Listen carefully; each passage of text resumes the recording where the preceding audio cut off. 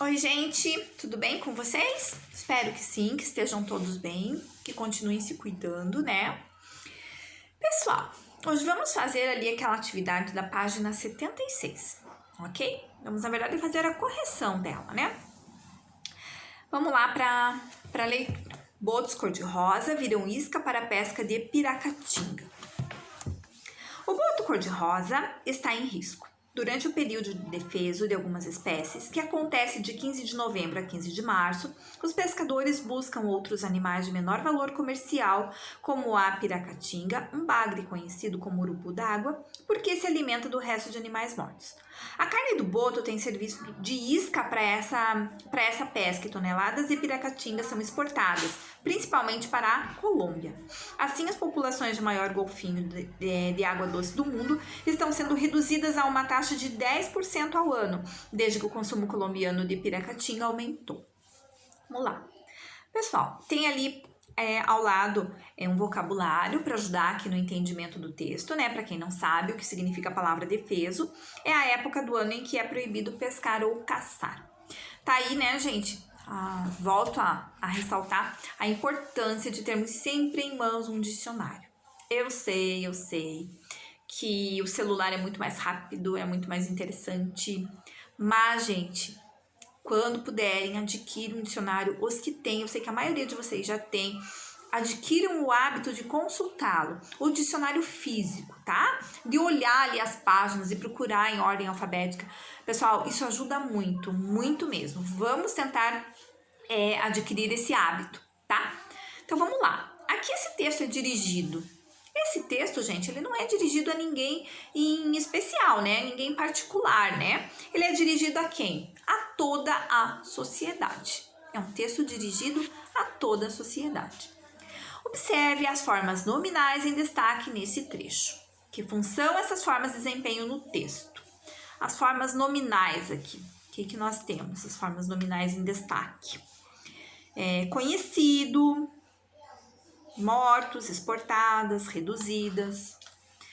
E essas formas nominais têm função do que, gente? Aqui desempenha a função de adjetivo, né? Por exemplo, ali, conhecido se refere ao bagre, que é um substantivo. Então, aqui ele tem forma de adjetivo.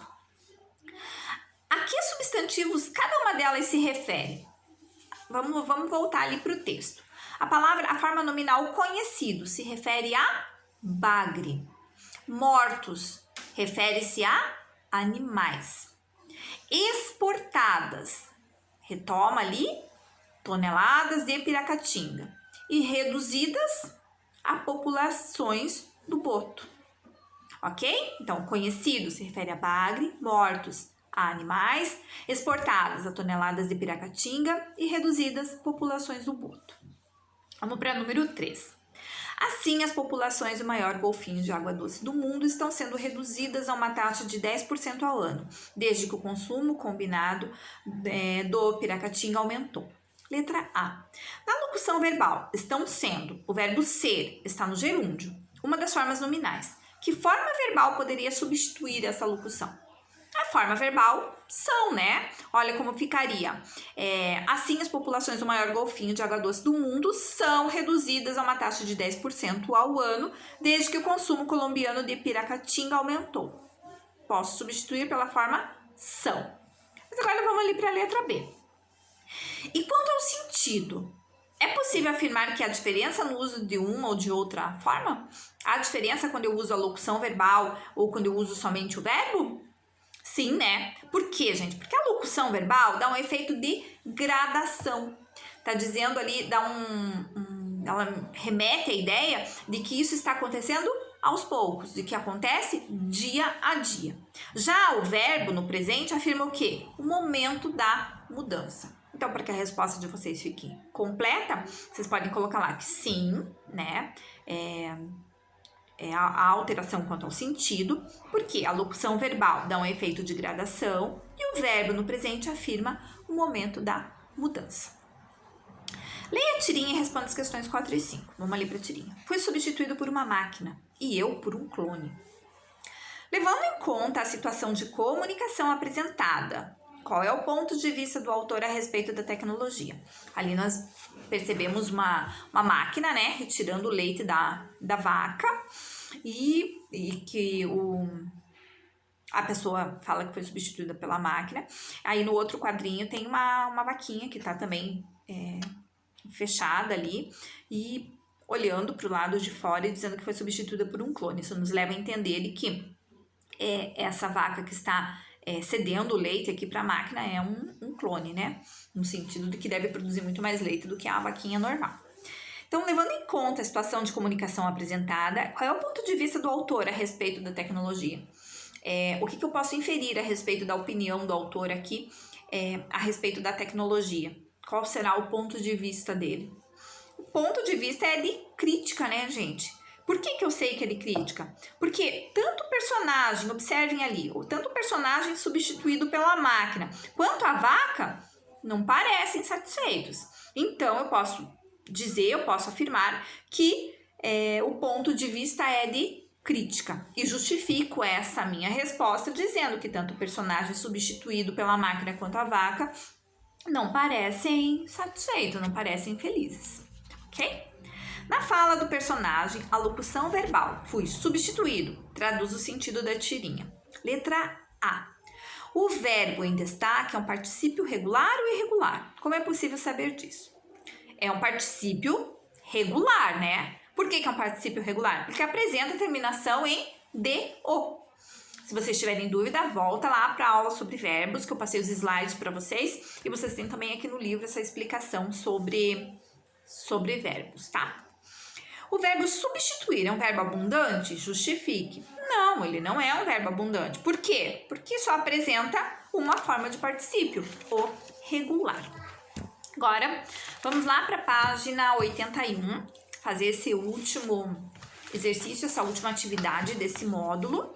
Com isso, nós terminando esse exercício aqui, nós fechamos esse módulo 2 e a partir de uma próxima aula partimos para o módulo 3, ok? É hora de relembrar. Construa uma síntese do que foi estudado neste módulo. A carta a seguir foi enviada por um escritor português, Fernando Pessoa, para seu amigo Adriano Del Valle, um poeta espanhol. Leia e depois preencha os espaços indicando os elementos que compõem uma carta pessoal. Então vamos lá, vamos à leitura da carta. Querido e apreciado amigo. Esse querido e apreciado amigo, vamos já pontuando aqui, né, gente? Querido e apreciado amigo é o quê? É o vocativo da carta. Então, destaquem, querido e apreciado amigo. Escreve do ladinho lá, vocativo. Aí, tem ali a introdução. Aí, qual é essa outra parte aqui que inicia com ando agora muito afastado do meio literário? Isso é o corpo do texto. Aí, peço que dê os meus respeitos à sua esposa. Isso é a despedida. Aí, a assinatura ali, né? O nome, Fernando Pessoa. E Lisboa, 1º de junho, é o local e data. Vamos à leitura aqui para podermos marcar os outros elementos também.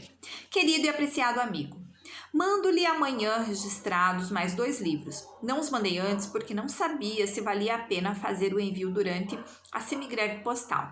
Agora que, embora a greve ainda dure, os serviços postais estão quase normalizados, faço a remessa. Estou certo que há de gostar dos 2 livros. Ando agora muito afastado do meio literário e dos seus arredores. Não ando afastado propositalmente ou por qualquer razão. Automaticamente assim tem acontecido. Trabalho sempre em uma coisa ou outra, mas não tenho pressa. Se alguma vez eu tiver que ser admitido à presença e ao tempo dos deuses que não de mim depende. Escreva-me sempre que possa, sabe? Quanto aprecio notícias suas. Peço que dê os meus respeitos à sua esposa e que aceite um grande abraço de muito apreço e amizade do seu Fernando Pessoa, Lisboa, 1º de junho de 1924. Então, nós já marcamos aqui os elementos que compõem a carta pessoal, né? Que é o vocativo, querido e apreciado amigo, o corpo do texto que inicia ali com ando agora, muito afastado, a despedida, peço que dê os meus respeitos, a assinatura, o nome dele, Fernando Pessoa, e o local e a data aqui que foi escrito em Lisboa, né? Em Portugal, em 1º de junho de 1924. Então, circule, número 2, releia a carta prestando atenção no uso dos verbos e das preposições. Então, nós já fizemos a releitura. Então, vamos lá. Circule na carta ao menos 3 ocorrências de verbos irregulares. Vamos lá. Ao menos 3. Tem o verbo sabia, na segunda linha. Verbo fazer, logo adiante do verbo sabia, ali também na segunda linha. E quando no segundo parágrafo, o verbo a. A no sentido de o verbo haver, né? Na verdade, ali que tá como a. Estou certo que há, no sentido de haver. Então, são verbos irregulares. Saber, fazer e haver. Ok? Sublinhe uma ocorrência de combinação e outra de contração de preposições. Tá, vamos só relembrar isso. Combinação é o que, gente? É quando a preposição, ao se unir a outra palavra, mantém todas as suas sílabas, ou seja, não tem alteração. E a contração ocorre quando a preposição sofre modificações, né, na sua estrutura fonológica, ao unir-se com outra palavra. Então, vamos procurar lá.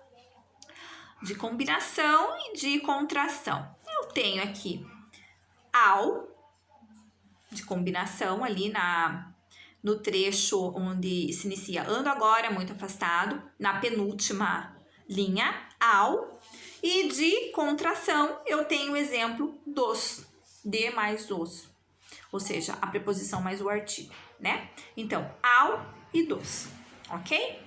Pessoal, então com isso finalizamos aqui o módulo 2. Na próxima aula, provavelmente vamos falar um pouquinho a respeito do nosso livro do bimestre, né? Que já estamos com outro livro do bimestre aí a caminho. Então, vamos falar um pouquinho sobre o autor, que eu pedi para que vocês pesquisassem. E começamos aqui o módulo 3, ok? Gente, até a próxima e fiquem bem.